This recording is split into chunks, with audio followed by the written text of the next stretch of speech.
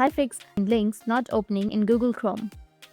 If you want to fix links not opening in Google Chrome, then what you need to do is first of all make sure that you have a stable Wi-Fi connection on your device. After checking that, launch the Play Store application on your device. As you do that, search for Google Chrome. Go with search and search for Google Chrome. And if you have any updates on your Google Chrome, you just need simply go and update it.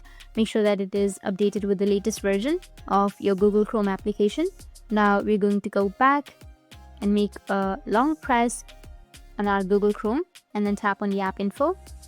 As you tap on the app info, it will lead you to a new page where you'll be able to clear the data, which will be on the bottom right corner. Or you can just simply go with storage and cache right here and then tap on clear cache, which is on the right side. And once you clear your cache, you can go back, restart your device or restart your Chrome, and it will fix links not opening in your Google Chrome. Or you can just simply scroll down and then find an app option of install unknown apps and make sure that this option is toggled on and go back, and that's it. It will fix your problem. And if you have any questions, feel free to comment below. Thanks for watching.